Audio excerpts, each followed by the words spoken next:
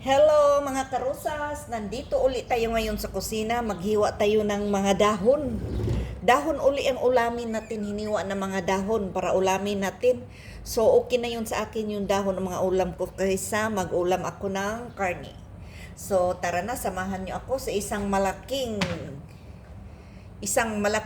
ano ba yun? Isang malaking timba, isang malaking Tupperware. So ito na, samahan niyo ako, hiwain natin ito. So isang barangay ito. So hinalo-halo ko ito, may spring onion, may spin dill leaves.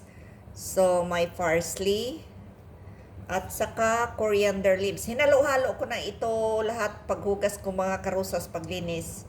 Kasi pareho man lang. Ihalo-halo din paghiwa, pagluto. So, samahan nyo ako mga karusas, panoorin natin ang ulamin natin. Ayan, ito ang ulam natin today mga karusas. So, isang barangay.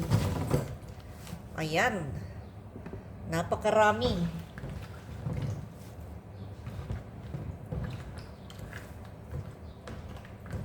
Sobrang dami mga karusas. Healthy ulam mga dahon. So, wag nyo lang pansinin yung kutsilyo ko.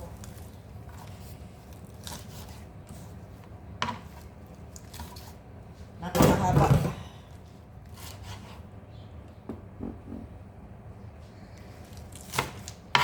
So, ito ang buhay OFW.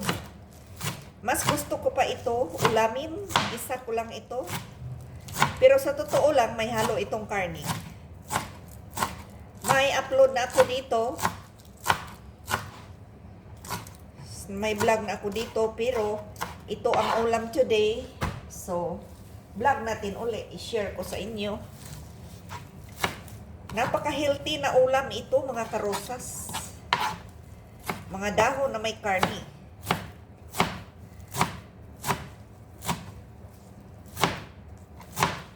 So, ganito lang ang buhay OFW.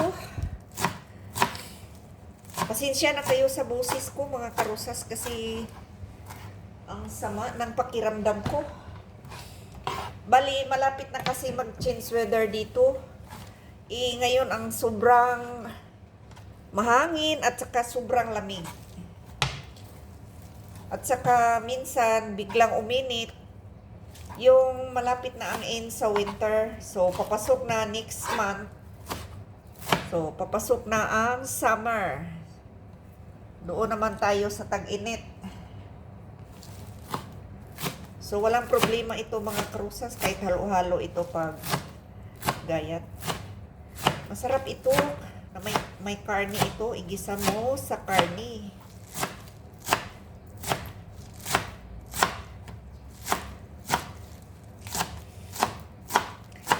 Kumusta na kayo mga kapwa ko OFW sa buong mundo? Anong luto nyo ngayon? Anong luto nyo ngayon? So, kunting payo mga kabayan ko, ingat kayo. Kasi nag-iba ng weather. Pag mag-iba ng weather, minsan tayo ay sinisipon, may lagnat. Ako din mga karusas, may lagnat ako, pero tinitiis ko lang yung sarili ko. Walang ibang kikilos kundi ako.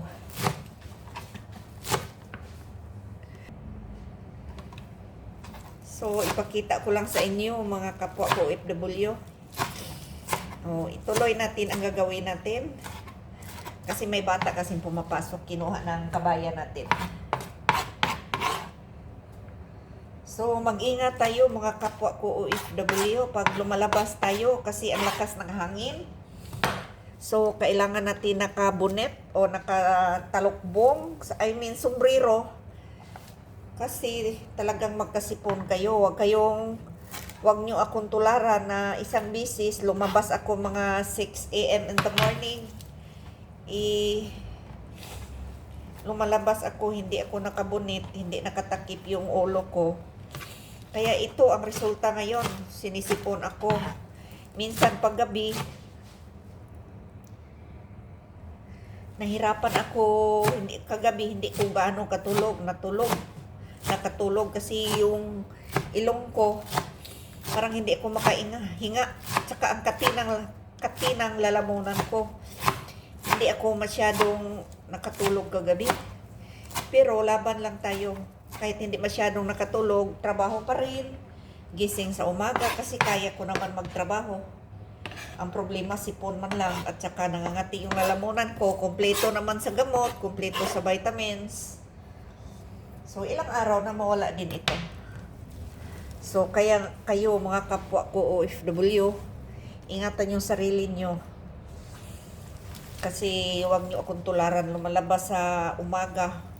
Naglilinis, walang takip ang ulo.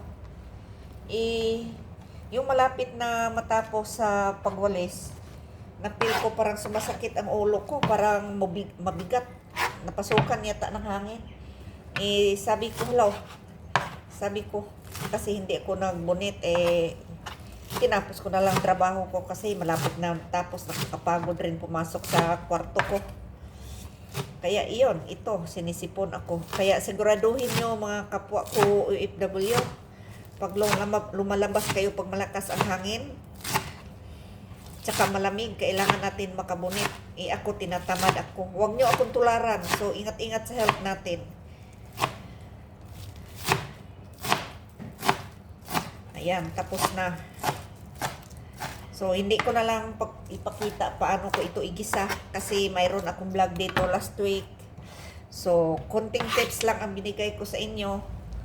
So, pag magluto ang amo natin ng mga ganito, magpaluto ng mga green leafy vegetables, mga gulay, mga dahon-dahon. So, sikapin natin makakain kasi napaka-healthy. Malaking tulong ito sa health natin. Malaking tulong ito. So, ayan, ito na. Napakarami. Kung tutusin nga, kulang pa nga ito. So, tama na lang ito. Ito lang in-order ko eh. Ayan, ito na. Tapos na mga karosas. Hindi ko na lang ipakita sa inyo kung paano ko nagluto kasi may upload na ako dito. At saka masama ang pakiramdam ko. Simula ito yung lumalabas ako umaga, mahangin, nagwawalis ako. Minsan kasi napagod, parang disturbo sa akin ang bunet o ano ba yan, takip sa ulo. Kaya hindi ako nagtakip. Kaya ito ang resulta. Sinisipon ko ang katinang lalamunan ko. Parang mabigat ang ulo ko. Parang napasukan ng hangin. So wag nyo akong gayahin mga kapwa ko OFW. Ingat kayo lagi kasi mahirap na magkasakit tayo dito. Wala tayong ibang kakampi. Sarili lang natin, Panginoon lang ang kakampi natin, dasal tayo. Sa akin naman, pag masama ang pakiramdam ko, walang problema. Kasi mabait naman ang amo ko. At saka kumpleto ako ng gamot at saka vitamins. Kaso lang, parang nakakatamad magkilos pero wala tayong magawa. Kundi kilos pa rin tayo kasi walang ibang kikilos. Wala akong kasama. May kasama ako dito, isang Pilipina. Iyaya naman ito sa apo ng amo ko. Ngayon lang ito iniwan dito kasi wala ang amo nila, nasa ibang bansa. Hindi naman siya pwede tumulong dito kasi may alaga. At saka, kaya ko naman yung trabaho ko. Kaso lang, parang nakakatamad pag magtrabaho ka pag may sakit. Pero okay naman, kaya ko naman. Hanggang dito na lang tayo. Maraming salamat sa pagsama nyo sa akin, sa kunting payo. Thank you so much for watching. Huwag niyong kalimutan mag-subscribe, like, share, and comment. And tap the bell para updated kayo sa sunod ng mga videos. Bye-bye everyone. God bless.